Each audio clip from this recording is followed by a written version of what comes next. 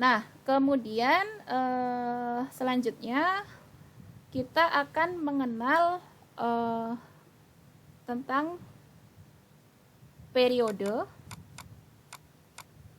dan gambar grafik fungsi.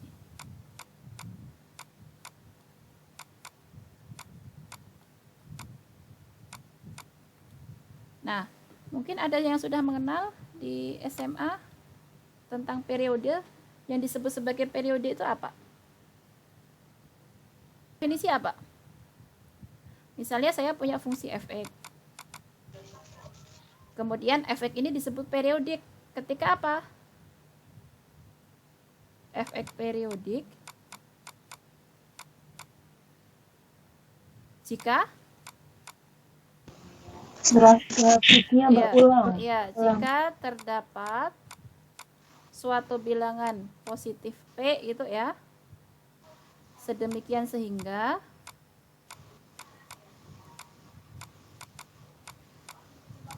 saya punya f(x) ditambah dengan P tersebut, ini akan sama dengan f(x) itu sendiri. Kayak gini. Nah, maka nanti periodenya itu adalah sebesarnya P ini. Nah, kalau kita punya suatu fungsi trigonometri, maka fungsi trigonometri itu punya periodenya masing-masing. Misalnya untuk fungsi trigonometri yang memiliki periode sebesar pi. Sebesar pi.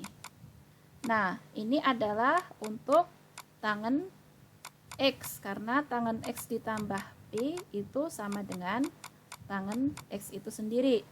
Kemudian untuk kotangen X ditambah pi ini juga akan sama dengan kotangen X. Nah, berarti untuk tangen sama kotangen dia memiliki periode sebesar pi, kayak gitu. Nah, kemudian ada juga yang memiliki periode sebesar 2pi, yaitu fungsi apa aja? Fungsi sin. Karena kalau saya punya sin X ditambah dengan 2pi itu sama saja dengan sin X. Kemudian kalau saya punya cos X ditambah 2pi itu sama saja dengan cos X.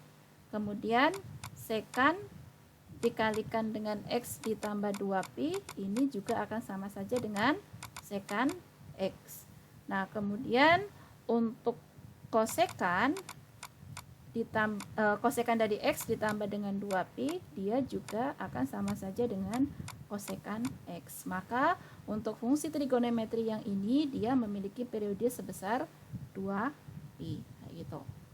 Nah, kalau masing-masing fungsi ini dengan periodenya masing-masing kita gambarkan ke dalam bentuk digambarkan dalam bidang XY, maka nanti akan terlihat gimana sih sebenarnya periode itu perannya seperti apa, kayak gitu. Oke, coba kita ilustrasikan di sini untuk yang sin saja dulu. Misalnya di situ saya punya suatu fungsi y sama dengan sin x.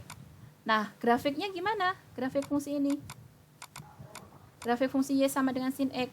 Nah, untuk menggambar grafik fungsi y sama dengan sin x, kita gunakan cara yang konvensional seperti yang kemarin.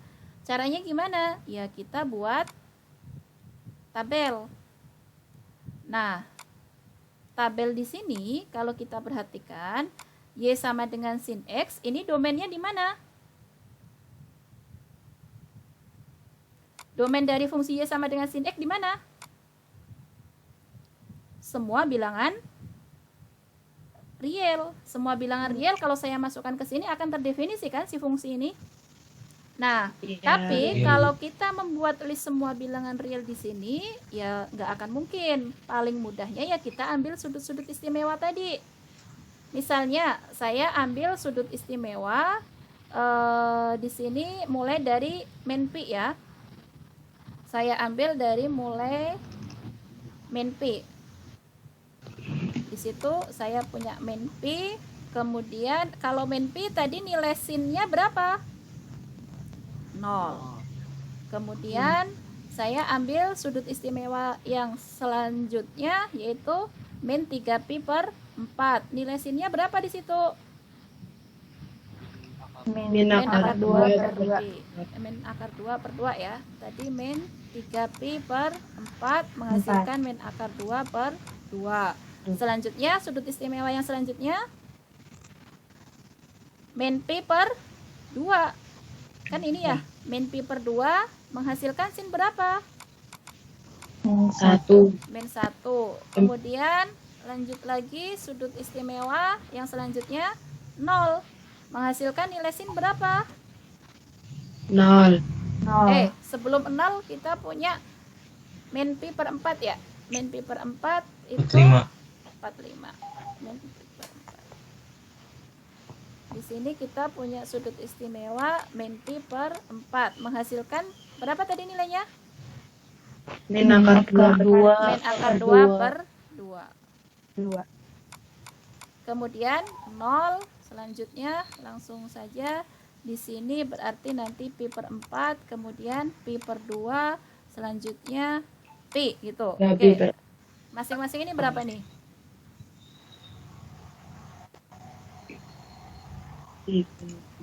Satu. 1. 0 untuk sin 0 sendiri kan 0.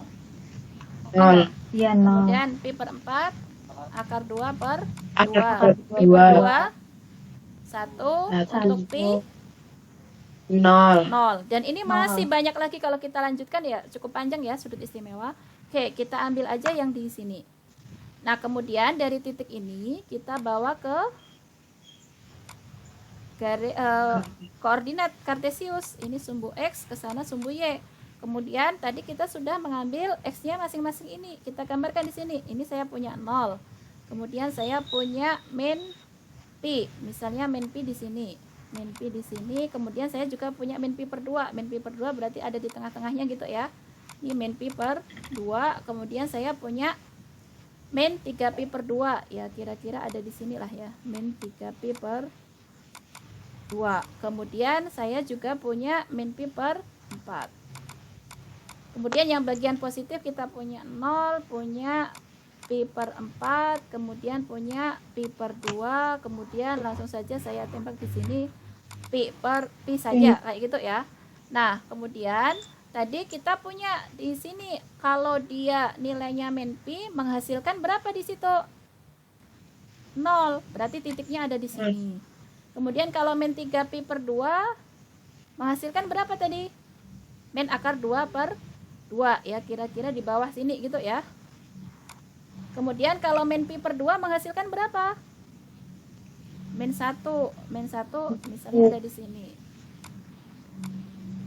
Kayak gitu. Kemudian min pi per 4 itu balik lagi ke sini. Kalau 0 di sini, pi per 4 naik gitu ya. Pi per 2 menghasilkan 1. 1 misalnya ada di sini. Kemudian di sini pi akan menghasilkan 0 kayak gitu. Nah, kemudian kalau kita tarik kurva di sini, kita hubungkan titik-titik tersebut, nanti kita akan punya gambar kurang presisi, akan menghasilkan gambar untuk sin itu kurang lebih seperti ini. Susah ya menginjak. Ini anggap presisi ya, skalanya kurang bagus. Kayak gini. Nah, kayak gini.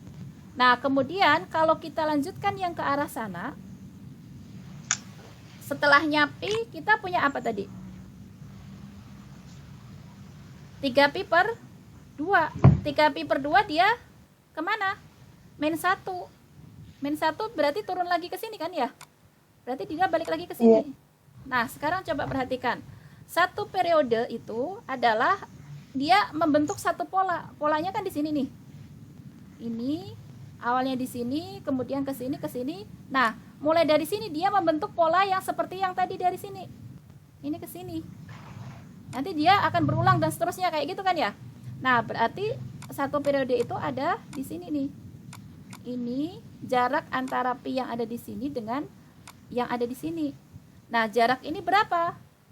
Ini ke sini itu sebesar pi, dan dari sini ke sini sebesar pi. Berarti totalnya dari ini ke situ itu adalah Sebesar 2 berapa? pi. Sebesar 2 2 P.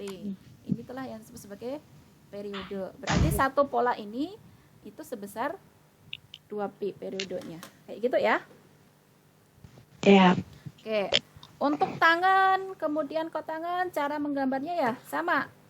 Nanti digambar aja, ngikutin titik-titik yang sudah ada di sini. Tadi sudut-sudut istimewa tadi menghasilkan nilai tangan sekian nih. Berarti nanti kita lihat nih, bener nggak periodenya sebesar P? Ya berarti lihat aja nanti pola grafiknya seperti apa.